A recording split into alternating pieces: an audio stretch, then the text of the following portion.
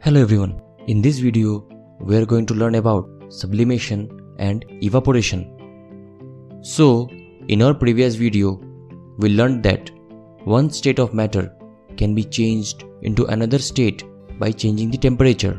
We have also learned that substances around us change state from solid to liquid and from liquid to gas on application of heat. But there are some substances that change directly from solid state to gaseous state and vice versa without changing into the liquid state. This changing of a solid directly into vapors on heating and of vapors into solid on cooling is known as sublimation. The common substances which undergo sublimation are ammonium chloride, iodine, camphor, naphthalene and anthracene. Let's perform an activity. We take some ammonium chloride in a china dish and place the china dish on a stand. The china dish is covered with an inverted glass funnel. A loose cotton plug is put in the upper open end of the funnel to prevent the ammonium chloride vapors from escaping into the atmosphere. Then we heat the china dish.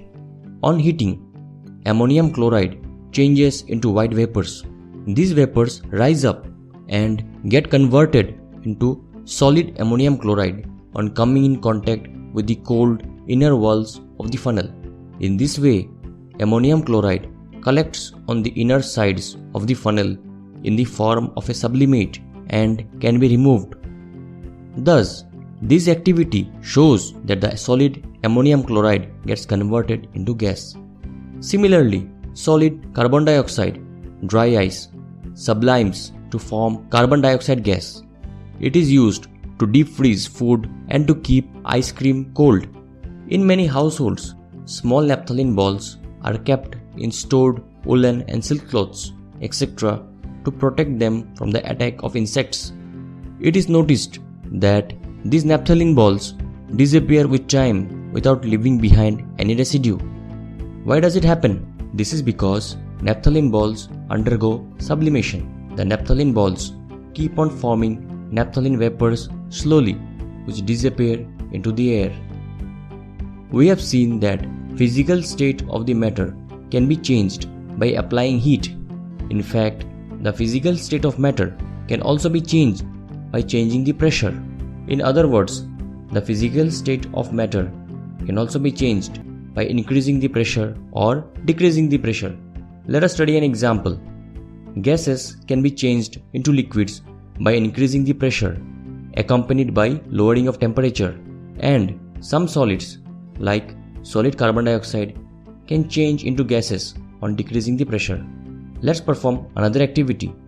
We take a cylinder and a piston on the top of it with a gas inside it and ice cubes to cool the container. There is a lot of space between the particles of a gas. We can reduce the spaces or distances between the particles of a gas by compressing it by pushing in the piston. If enough force or pressure is applied to the piston, the gas is highly compressed into a small volume. The particles of gas get so close together that they start attracting each other sufficiently to form a liquid. And we say that the gas has liquefied. When a gas is compressed too much, then heat is produced due to compression. So, while applying pressure to liquefy gases, it is necessary to cool them to take away the heat produced during compression. Cooling lowers the temperature of compressed gases and helps in liquefying it.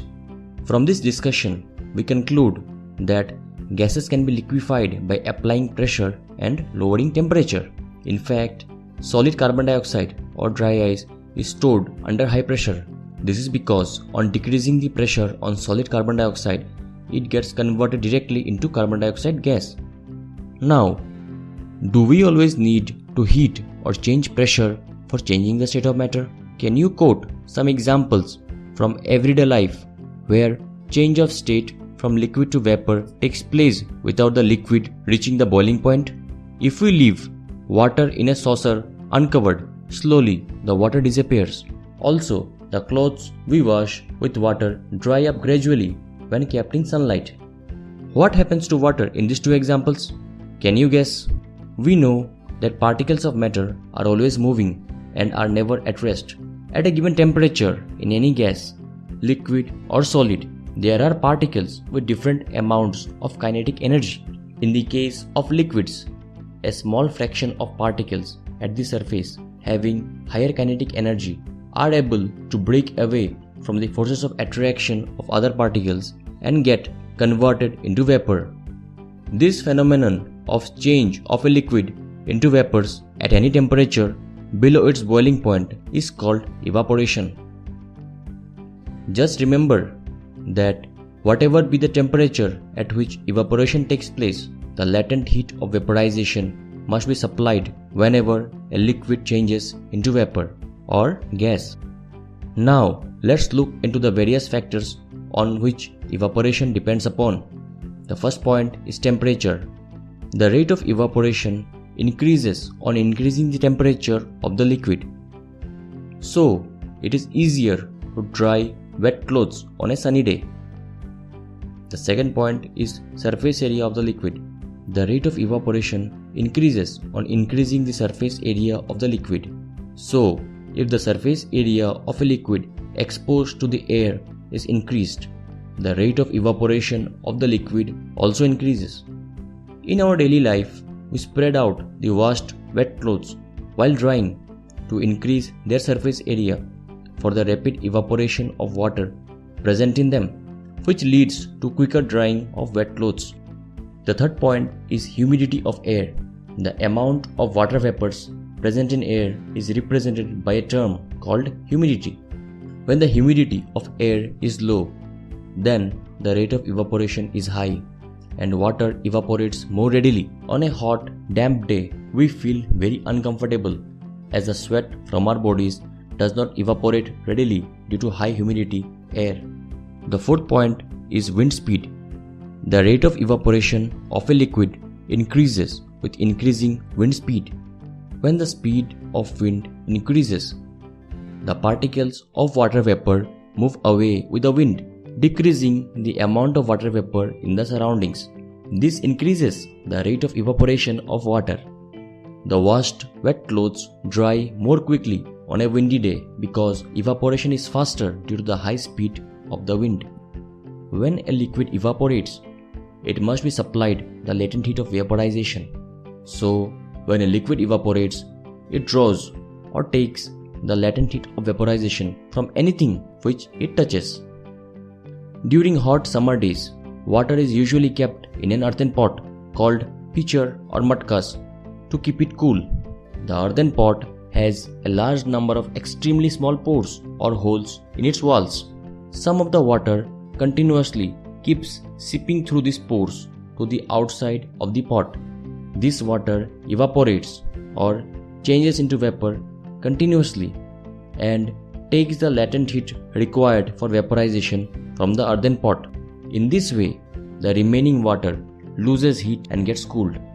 This is also an example of the cooling caused by evaporation. It should be noted that all the water on the earth does not get evaporated due to the high value of latent heat of vaporization of water. Now, we must have observed on a hot day or after doing some physical exercise, when our body temperature tends to rise too much, our sweat glands give out moisture or sweat on our skin. When this sweat evaporates, it takes the latent heat of vaporization from our body. This keeps our body cool. Also, we are advised to wear cotton clothes in hot summer days to keep ourselves cool and comfortable. We get a lot of sweat on our body in hot summer days. Now, cotton is a good absorber of water, so it absorbs the sweat from our body and exposes it to air or atmosphere for evaporation. The evaporation of this sweat cools our body. The synthetic cloths made of polyester, etc. do not absorb much of our sweat, so they fail to keep our body cool in summer. Moreover, a fan increases the rate of evaporation of sweat or moisture from our skin and makes us feel cool and comfortable. So, evaporation is a continuous process and water is always going into the air from the various sources like ponds, lakes, rivers and oceans. Water vapor is also given out by plants by the process of transpiration, that is, evaporation from leaves. Animals give out water vapor when they breathe out air. Land also gives water vapor on being warmed by the sun. Let's take a steel tumbler and wipe it from outside with a piece of clean, dry cloth so as to make its outer surface completely dry.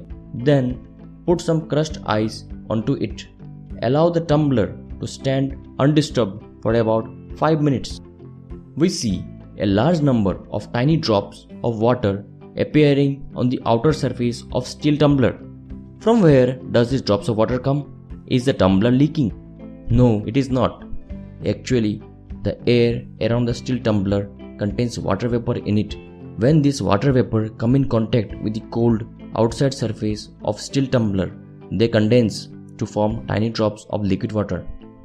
Thus, the formation of drops of water on the outer surface of a tumbler containing crushed ice show the presence of water vapor in air. We have a home task for you. We all know our palm feels cold when you spray perfume on it. Can you answer why does it happen? Think about it and try to answer it. And that's all from today's video. See you in the next class.